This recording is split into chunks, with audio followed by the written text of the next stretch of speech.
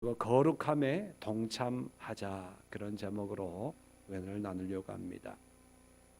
아시는 바와 같이 이 에스더, 한 여인의 이름이지요. 여자의 이름으로 된 성경이 딱 두 개가 있습니다. 룻기와 에스더. 그런데 이 룻기와 에스더를 보면 참 재미있는 것이, 에스더도 그렇고 룻기도 그렇고 이 성경 시대에 있어서 여자의 존재란 참 미약하고 약한 존재입니다.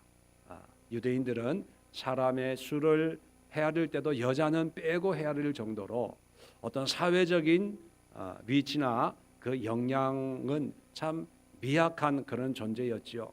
그런 미약한 존재인데도 룻기와 에스더를 보면 참 국가적으로 민족적으로 힘들고 어려울 때 정말 연약한 여인을 통해서 하나님의 역사를 이루어가는 그런 모습을 기록하고 있습니다.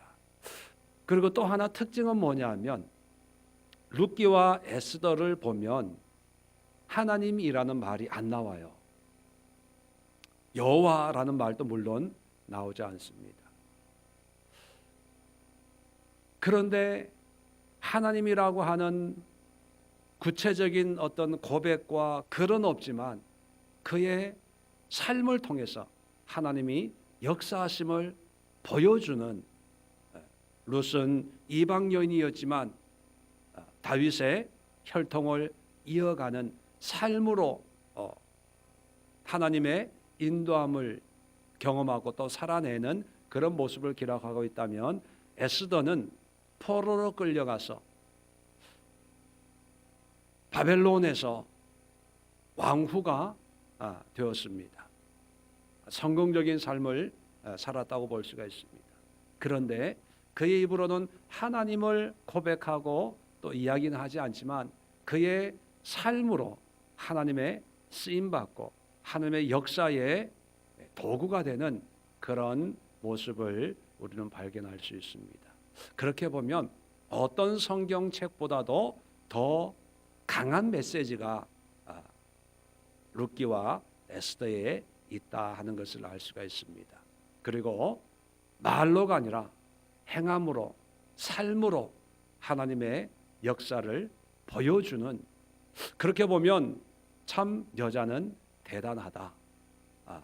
약하지만 하나님 앞에 사로잡히면 크게 쓰임 받을 수 있다 하는 것을 우리가 알 수가 있습니다. 그렇다면 오늘 에스더서를 통해서 하나님의 이 놀라운 역사에 동참하기 위해서 우리에게 필요한 것이 무엇이 있을까?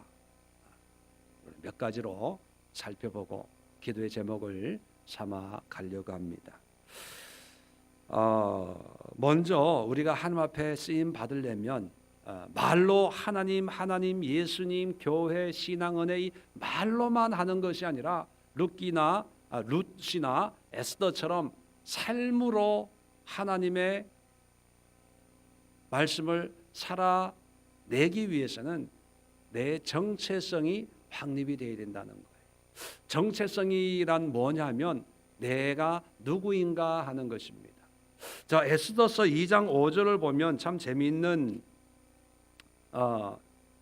이야기가 시작이 되는데, 5절, 6절, 7절을 보면 어떤 혈통적인 배경을 설명합니다. 5절에 도성 수산에 한 유다인이 있으니, 이제 유대인이라는 것을 얘기하죠. 이름은 모르드게라. 그는 베냐민 자손이니 기스의 증손이요 시므의 손자요 야일의 아들이라. 자, 에스더의 삼촌 모르드게에 대한 그런 혈통을 얘기하고 있고, 자 7절에 보면 그의 삼촌의 딸 하다사 곧 에스더는 부모가 없으나 영모가 곱고 아름다운 처녀라. 그의 부모가 죽은 후에 모르드게가 자기 딸같이 양육하더라. 자, 모르드게가 유대인이면 에스더도 유대인이죠. 그런데 에스더의 히브리 유대의 이름이 기록되어 있습니다. 하다사라고 하는 이름이 있습니다. 다시 말하면 하다사가 유대인 이름이고 에스더는 바벨론식 이름입니다. 요즘식으로 얘기하면 한국 이름이 있고 또 미국에서 또 국제적인 어떤 외국인들과 생활하기 위해서 영어 이름을 하나 짓지 않습니까? 그러면 나중에 어떤 그 사람에 대해서 쓸 때 전통과 혈통이 있는 한국 이름을 기록하겠습니까? 아니면 어떤 사회적인 활동을 위해서 만든 영어 이름을 기록이 남기겠습니까? 일반적으로 보면 한국 이름을 남기겠죠. 왜? 그게 역사와 전통과 의미가 있거든요. 그런데 에스더는 히브리 이름이 아니라 바벨론 이름으로 불려지기를 시작합니다. 왜 그럴까요? 특히 에스더라고 하는 이 이름은 에스테르, 별이라는 뜻입니다. 이 별이라는 이름의 의미는 이스타르라고 하는 바벨론의 여신의 이름과 같은 의미를 가지고 있습니다. 반면에 하다사라고 하는 이 히브리 이름의 의미는 아름다운 나무의 명칭입니다. 하다사라고 하는 아름다운 그런 꽃나무의 명칭이라고 얘기합니다. 그렇다면 의미적으로나 이 혈통을 기록하고 있는 걸 보면 유대인인데, 그렇다면 유대인들에게 어떤 한 인물에 대해서 설명을 하려면 비록 에스더라고 바벨론에서 이름으로 불려졌지만 같은 민족에게는 하다사라고 부르는 것이 더 의미가 있습니다. 다니엘도 마찬가지죠. 다니엘도 바벨론에서 다른 이름으로 불려졌습니다. 그런데 후세는 다니엘이라고 하는 유대 이름으로 그를 부릅니다. 그런데 왜 에스더는 하다사가 아니라 에스더일까요? 여기에 작은 비밀이 숨겨져 있습니다. 왜냐하면 모르드게가 에스더를 양육할 때 외부적으로 대외적으로 유대인이라는 것을 감추고 양육을 하는 거예요. 자, 계속해서 2장 20절을 보면 에스더는 모르드게가 명령한 대로 그의 종족과 민족을 말하지 아니하니 그가 모르드게의 명령을 양육받을 때와 같이 따름이더라. 자, 에스더가 결국 이제 왕후가 됐습니다. 그런데 왕후가 됐는데도 주변 사람들에게 에스더가 유대인이라는 것을 숨기는 거예요. 그러니까 이름을 계속 에스더라는 이름을 쓸 수밖에 없었겠죠. 왜 숨겼겠습니까? 물론 여러 가지 시대적인 이유가 있었고 또 하나님의 계획이라고 표현할 수도 있겠지만 숨겼다는 그 자체 하나만 보면 유대인, 다시 말하면 바벨론 포로로 끌려왔다가 이제 일부는 고국으로 돌아가고 남아있는 포로의 후손들이거든요. 그 후손들이 유대인으로 바벨론에 남아서 살아가기에는 여러 가지 어려움과 어떤 차별이 있을 수가 있었겠다는 거죠. 근데 그 차별을 이기기 위해서는 자기의 존재를 숨기다가 결국은 왕후의 자리까지 올라간 거예요. 그러니까 우리 간단하게 비유하면 내가 예수 믿는 사람인데 예수 믿는 것을 사람들이 싫어하니까 예수 믿는 것을 드러내지 않고 그냥 안 믿는 사람들과 같이 생활하다가 이제 승진을 하게 되는 거죠. 이제 높은 자리까지 올라가게 됐다는 거예요. 자, 그러면 모르드게나 에스더의 마음은 분명히 자기는 유대인인데 유대인이라고 얘기를 못하는 거예요. 그러면서 살아가는 것입니다. 그러다가 우리가 잘 아는 것처럼 3장 이후에 큰 문제가 민족의 위기가 찾아옵니다. 자, 이런 민족의 위기가 찾아오면 지금까지 자기의 정체성을 숨기고 살던 이 에스더는 과연 어떻게 행동을 해야 될까요? 왜? 민족의 위기를 해결하려면 자기의 존재가 드러나야 되잖아요. 내가 유대인인 것을 얘기해야 되고, 그래서 유대인을 위해서 내가 뭔가 얘기를 하고 행동을 해야 되는데, 만약에 그렇게 하다 보면 자칫 잘못하면 내가 지금까지 쌓아온 모든 지위를 잃어버릴 수 있고 또 어려움에 닥칠 수가 있거든요. 그런데 에스더 모르드게 삼촌이 이제 에스더를 이제 설득을 합니다. 이 위기를 네가 나서서 해결을 해줘야 되겠다. 자, 13절에 오늘 본문에 보면 모르드게가 글을 시켜, 이 글하는 것은 이제 하인입니다. 이 하인을 시켜서 에스더에게 대답을 합니다.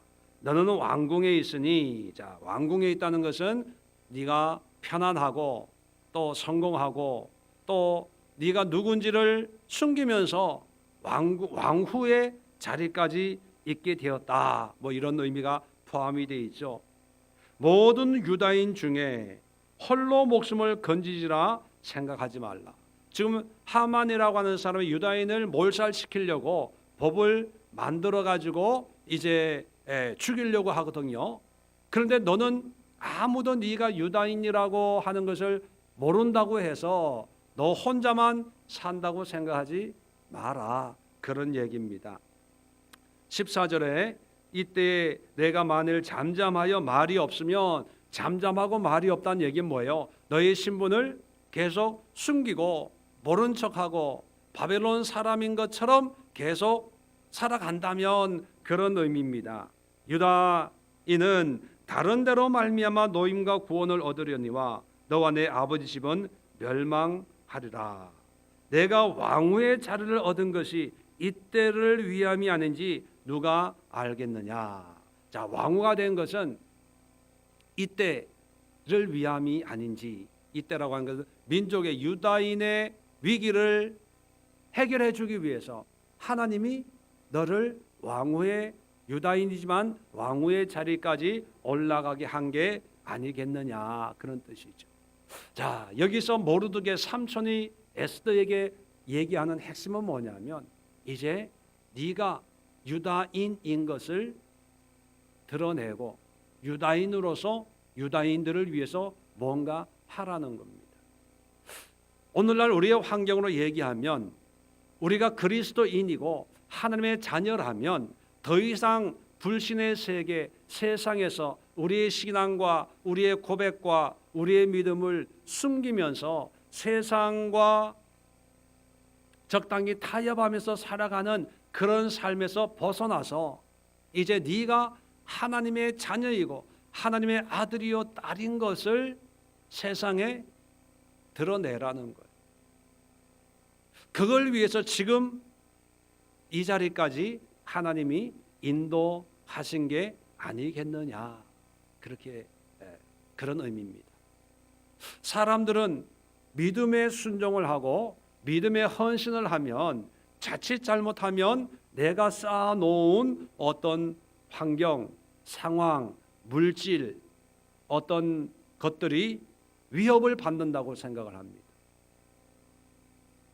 그런데 하나님의 입장에서는 위협받는 게 아니라 이 일을 위해서 지금까지 하나님이 그런 환경과 상황을 만들어 주신 거예요. 가게를 하시는 분들이 많이 고민이, 주일날 가게를 하시는 분이 있다면 가게 문을 닫고 예배를 드린다면 아마 이런 고민을 할 겁니다. 매출이 줄어들 텐데, 그죠? 자, 사람들 입장에서는 매출이 줄어들 텐데라고 생각을 하지만 하나님 입장에서는 월요일부터 토요일까지의 매출을 오늘 주일을 쉬기 위해서 매출을 주신 게 아니냐, 그렇게 말씀한다는 거죠. 그렇게 보면 사람들에게는 없어지는 것을 생각하고 염려하고, 하나님은 오히려 없어질 것을 위해서 이미 베풀어 주신 것을 생각하는 거죠. 자, 그런 딜레마에서 우리가 해야 될 첫 번째 우리의 신앙의 자세는요, 내가 누구인가를 드러내야 된다는 거예요. 요즘에는 믿음의 사람들도 자기가 믿음이 있다는 것을 드러내기를 두려워합니다. 왜요? 여러 가지 안 좋은 이야기들이 많고, 괜히 굳이 내가 뭐 이런 교회 다닌다는 얘기를 할 필요가 있냐, 그런 생각을 가지고 있기 때문입니다. 어떻게 보면 에스더처럼 드러내지 않는 것이 더 성공하고 편안하고 잘 살 수가 있기 때문이지. 그런데 에스더가 하나님의 도구가 될 수 있었던 것은 자기의 정체성을 드러내기 시작하면서 하나님의 쓰임받는 일꾼이 되었습니다. 그렇다면 여러분들도 여러분의 가정에서, 여러분의 일터에서, 여러분의 학교에서, 여러분이 있는 곳에서 이제는 내가 누구인가라고 하는 것을 드러내십시오. 그것은 나의 어떤 인간적인 모습을 드러내는 것이 아니라 내가 하나님의 자녀인 것, 하나님의 일꾼인 것, 때를 얻든지 못 얻든지 하나님의 뜻을 펼쳐가는 하나님의 택한 백성인 것을 드러낼 때 두 번째 은혜가 임합니다. 두 번째는 14절에 말씀하고 있는 것처럼 유다인들에 대한 구원의 사명을 회복할 수가 있다는 것입니다. 14절에 아까도 읽었지만 내가 왕후의 자리를 얻은 것이 이때를 위함이 아닌지 누가 알겠느냐. 자, 이때를 위함이다. 사명이 회복이 되는 거죠. 내가 누구인가를 알 때 우리의 삶의 의미가 달라지는 것입니다.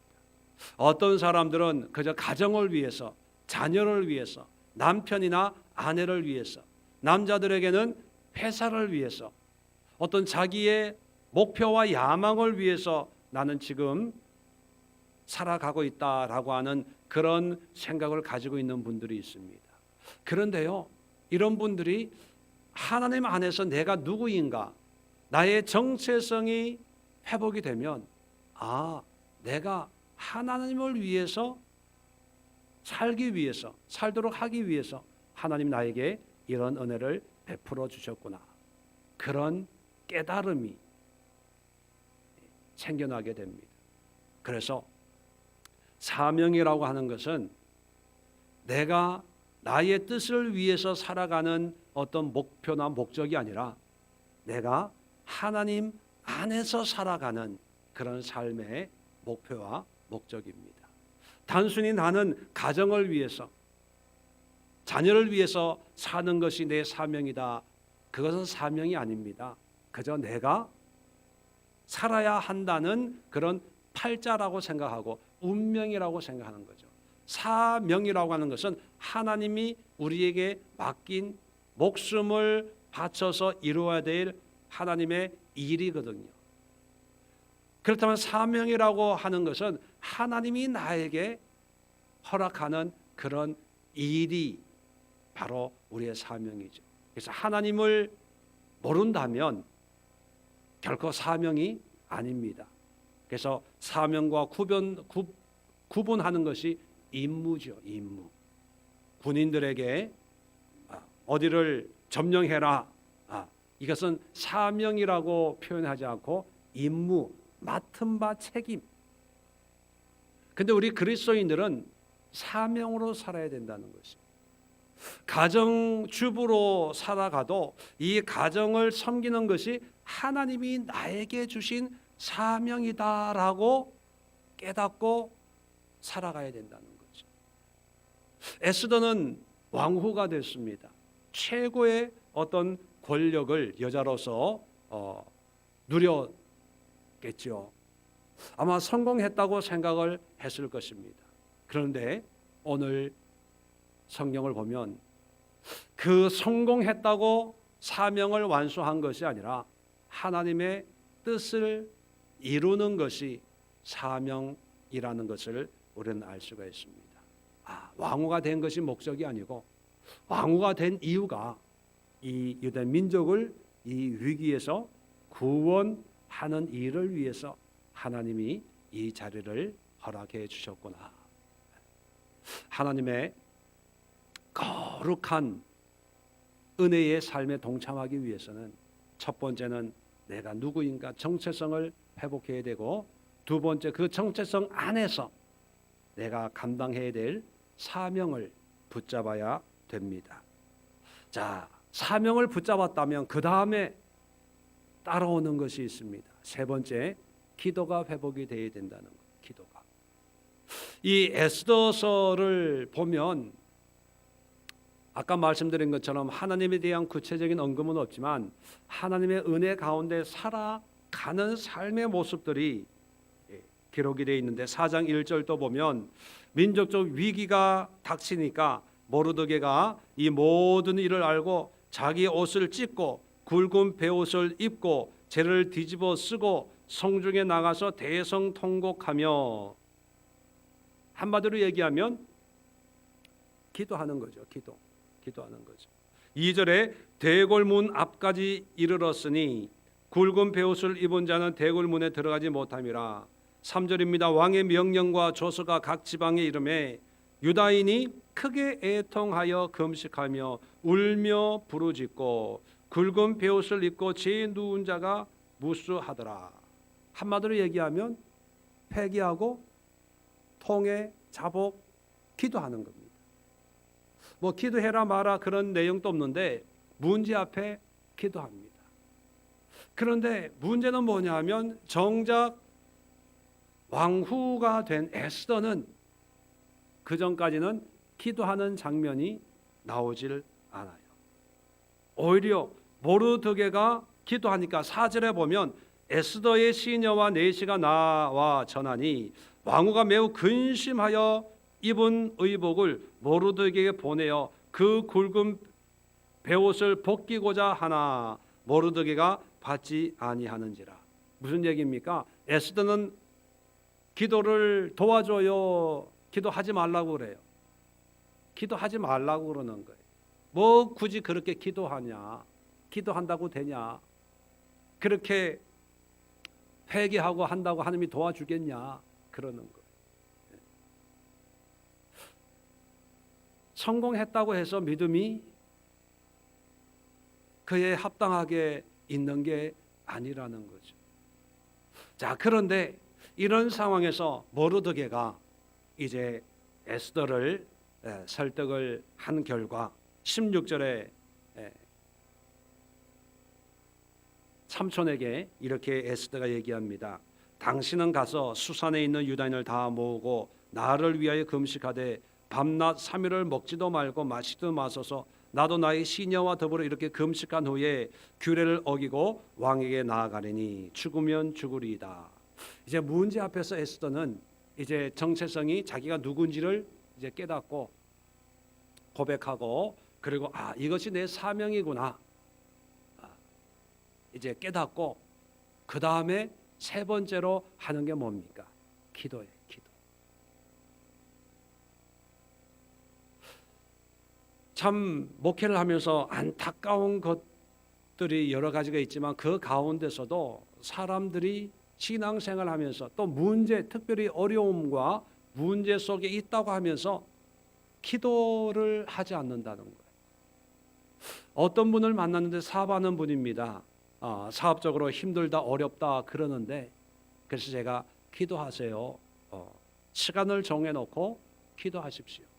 그리고 매일 한 일주일 동안 시간과 장소를 정해놓고 한번 작정해서 기도하십시오. 그랬더니만 일주일 뒤에 다시 만났는데 뭐라고 그러냐면 기도할 줄을 모른대요. 그런데 그분이 어렸을 때부터 신앙생활 하신 분이에요. 여러분, 신앙생활을 하는데 기도할 줄을 몰라요. 이건 문제가 큰 거예요. 우리가 아이들을 키울 때 나이가 이제 성장은 하는데 뭔가 발육이 안 되면 우리는 뭐라 그럽니까? 장애아라고 그래요. 장애. 어렸을 때부터 신앙생활 했는데 기도할 줄을 몰라요.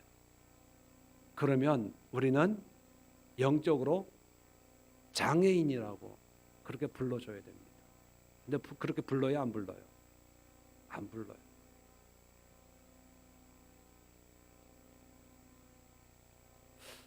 참 안타까운 것이 이 기도의 능력을 깨닫지 못하고 오히려 처음에 에스더처럼 기도하면 뭐 기도하냐고, 금식하면 뭐 안 먹고 금식하냐고, 먹으면서 기도하지. 작정 기도하면 유난 떤다고 그러고 하지 말라고 그러고. 그런 사람들 주변에 있습니까, 없습니까? 많아요. 어떤 교회는 담임 목사님이 금식기도 뭐 이런 거 하지 말라고 꼭 그렇게 통성기도하고 난리치면서 기도해야 하느님이 들으시냐고 그렇게 말씀하는 그런 목사님도 있다는 걸 들었습니다. 여러분, 사명을 회복하니까 이제 자기 힘으로는 할 수가 없다는 걸 깨닫고 애쓰는 이제 기도하기 시작하는 거예요.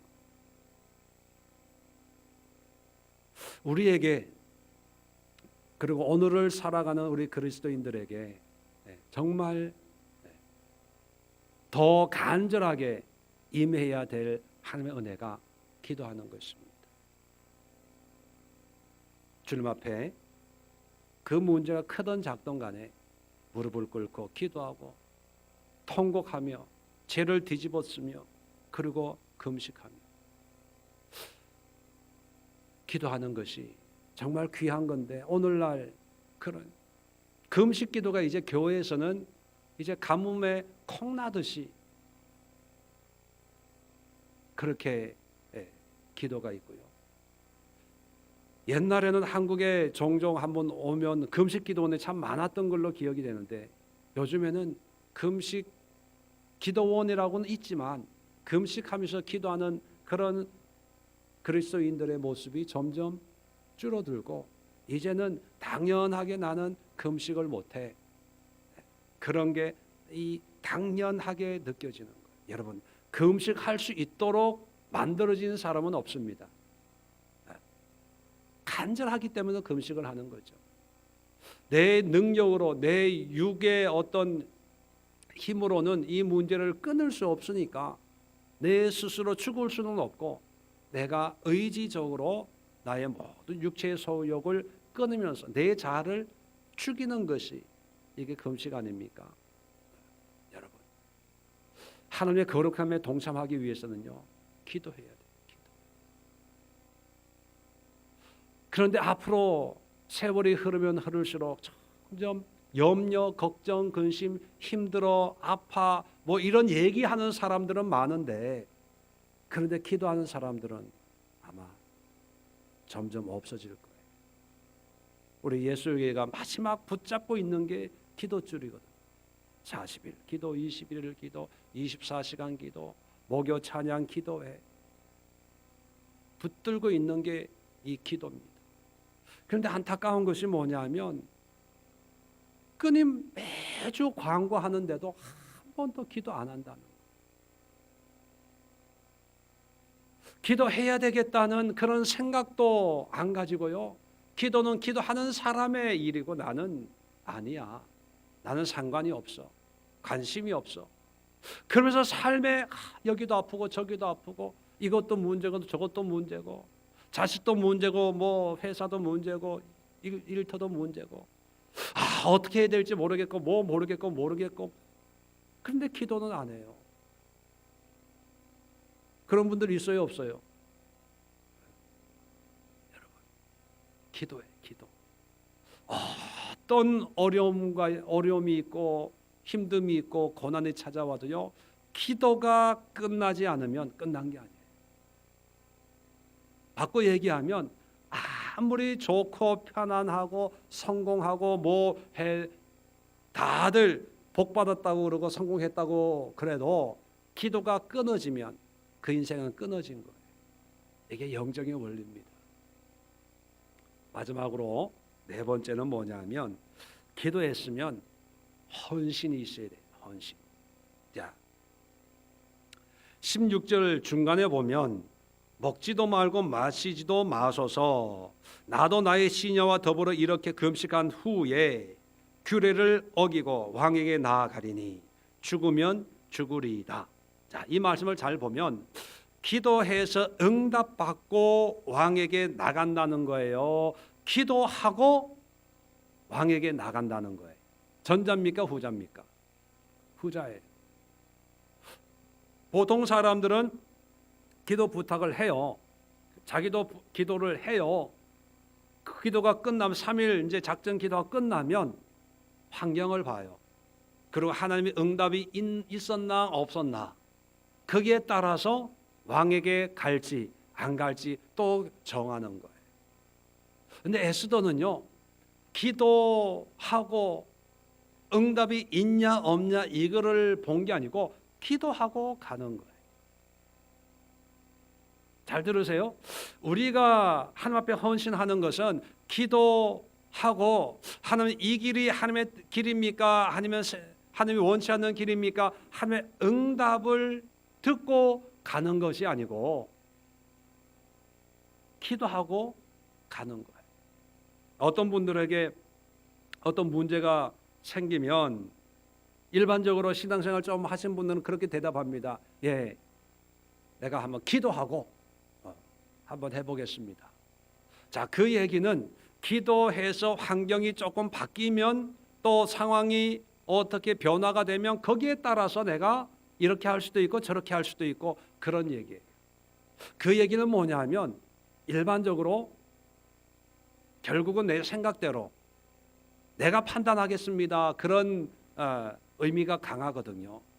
근데 여러분, 뭐 모든 문제에 있어서 기도하고 무조건 행해라 그런 것은 아니지만 아까 얘기했죠. 내가 정체성이 회복이 되고 그리고 이것은 하나님이 나에게 맡긴 사명이다. 이걸 깨닫고 그 다음에 기도했으면 그냥 하는 거예요. 왜? 사명이니까. 기도해서 응답이 이렇고 저렇고에 의해서 하는 게 아니라 기도하는 이유는 뭐냐면 하나님의 함께 하심과 인도하심과 이 모든 것이 하나님의 영광이 되도록 하는 기도지 할까요 말까요가 아니라는 거예요. 쉬운 예로 이런 비유를 들으면 알 거예요. 고3 수험생이 있습니다.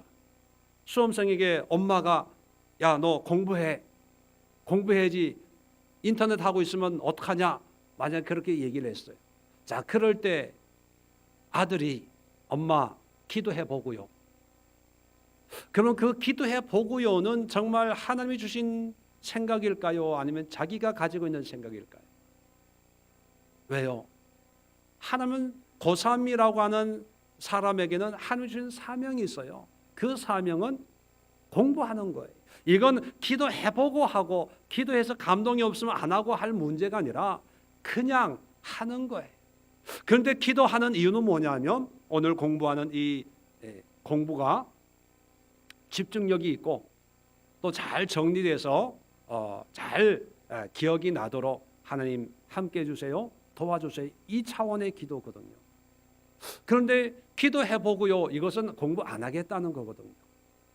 마찬가지입니다. 우리가 공의를 행하고 정의를 행하고 우리가 예배를 드리고 봉사를 하고 주님 앞에 헌신하고 하는 것은 기도해보고요. 이 차원이 아니에요. 이건 당연히 해야 되는 거예요. 이거는 이유 없이 해야 되는 문제들이 거거든요. 시간을 드리고 물질을 드리고 우리의 마음을 드리는 것은 하나님이 우리에게 주신 그리스도인들에게 예외 없이 모든 그리스도인들에게 요구하시는 하나님이 주신 사명이거든요. 그러면 기도하고 행하는 거예요. 그 행할 때 그 행함이 좋든 안 좋든 내가 보기에 편하든 안 편하든 이건 상관이 없어요. 왜요? 기도했으니까. 힘들면 하나님이 힘든 가운데 은혜를 주실 것이고 순적한 길을 만나게 하면 이 또한 하나님의 은혜이기에 이 삶을 통해 하나님 앞에 더 기쁨과 감사로 영광 돌리면 돼요. 우리의 기도는요, 이 길로 갈까요? 저 길로 갈까요? 이 길로 가는 것이 더 쉽고 빠른 길입니까? 저 길로 가는 것이 더 은혜로운 길입니까? 어떤 선택을 위한 기도가 아닙니다. 어떤 길로 가든지 우리는 하나님의 자녀이기 때문에 하나님과 함께하는 삶이기 때문에 비록 힘든 결정을 하더라도 하나님 나와 함께 하옵소서. 또 누가 보든지 참 좋은 조건을 가지고 걸어간다라고 하더라도 이 길을 통해서 하나님께 영광이 되길 원합니다. 기도하고 그냥 가는 것. 그것이 하나님이 우리를 부르신 목적이고 우리가 하나님 앞에 쓰임받는 방법이라는 것입니다. 요약을 하면 여러분, 사람에게는 누구나 하나님이 인도하시는 인도함이 있습니다. 그런데 우리 인간 입장에서는 그걸 모르기 때문에 좀 더 좋은 길로, 내가 원하는 길로, 편안한 길로, 어떻게 하든지 그런 길로 선택하려고 애를 쓰고 노력을 하고 기도를 하고, 그리고 어떤 분들은요 예언의 은사가 있다는 분한테 기도도 받아요.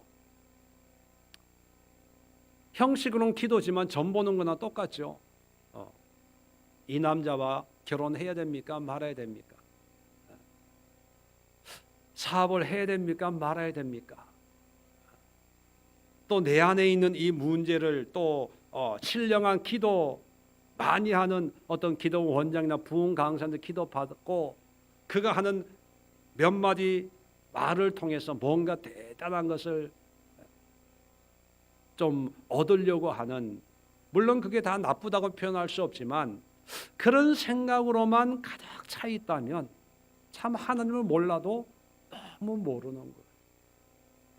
하나님은 우리의 미래가 우리가 인간들이 생각하는 것처럼 이랬으면 좋겠다, 저랬으면 좋겠다, 또 이럴 거야, 저럴 거야, 나는 이렇게 살 거야, 저렇게 살 거야. 하나님은 그런 삶을 원하지 않고 네가 나를 믿는다면 내가 너에게 준 사명의 길을 기도와 예배와 말씀만을 가지고 가라는 거예요. 비록 그 길이 힘들어도 가라는 거예요. 내가 너와 함께 하겠다는 거죠. 또 사람들 보기에 성공의 길을 걷고 있다고 해서 교만하지 말라는 거예요. 하나님의 뜻을 위해서, 에스더처럼 뜻을 위해서 이때를 위함인지 어찌 알겠느냐. 하나님의 뜻이 있기 때문에 교만할 필요도 없고 자만할 필요도 없다는 것입니다.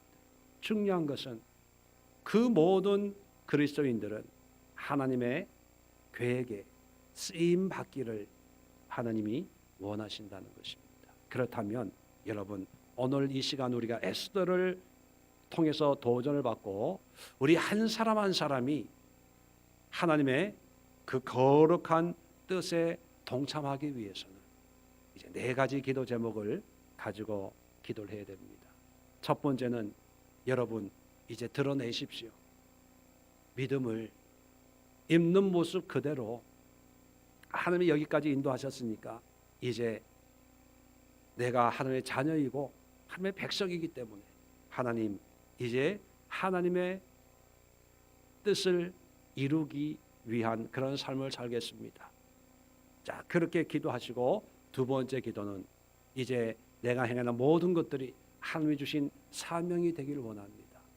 나의 뜻을 위해 사는 것이 아니라 하나님이 주신 사명을 위해서 살아가는 그런 믿음이 회복될 수 있도록 위해서 기도해 주시고, 세 번째는 기도의 은혜가 임할 수 있도록. 여러분, 기도하기 위해서는요 세상의 소리에 귀를 닫아야 돼. TV 보는 거, 기도 시간은 기도는 하죠. 그런데 TV 보면요, 기도가 집중력이 떨어집니다. TV를 끊으십시오. 드라마 끊으세요. 자꾸 듣고 보고 하면요, 집중이 안 돼. 그냥 형식적인 중언부언은 되는데 집중이 그 하나님의 음성을 들을 수가 없어요. 기도는 해요, 형식적으로. 근데 기도만 할 뿐이지 하나님이 주시는 감동, 세미한 음성에 정말 우리의 마음속에 하나님의 영적인 임재를 느낄 수가 없어요. 왜? 너무 세상에 좀 표현을 하면 이게 잡소리, 잡념, 어떤 이게 형상들 있잖아요. 그런 것들에 다 오염이 돼가지고 깨끗한 마음을 가질 수가 없어요. 그래서 기도의 영성이 회복될 수 있도록 위해서 기도하시고, 마지막 네 번째는요, 기도하고 응답 받았냐 안 받았냐, 감동 받았냐 안 받았냐 이런 걸 떠나서 하나님이 원하심이라면 그냥 헌신할 수 있는 담대함 또는 담력, 결단력, 갔다 왔다 할까 말까 조금 하다가 아닌가 봐, 이게 아니라 기도하고 감동 가운데 시작했으면 아무리 환경이 바뀌고 내 생각이 바뀌고 주변 사람들이 바뀌어도요, 그 길을 끝까지 가는 거예요. 끝까지. 제가 여러분들을 보더라도요, 여러분의 은혜가 없었던 게 아니라 하나님의 은혜는 임했는데 그 하나님의 은혜 가운데 결단하고 그 길만 한 길만 걸어왔다면 뭐가 돼도 엄청난 일을 했을 텐데요. 은혜도 받았어요. 결단도 했어요. 헌신도 했어요. 그런데 끝까지 헌신을 못한 거예요. 에스더처럼 죽으면 죽으리라.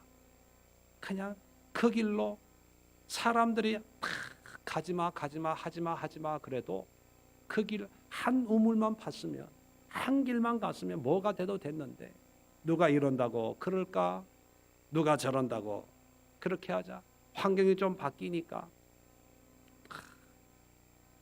그래서 이게 기도 제목이 바뀌질 않는 거예요.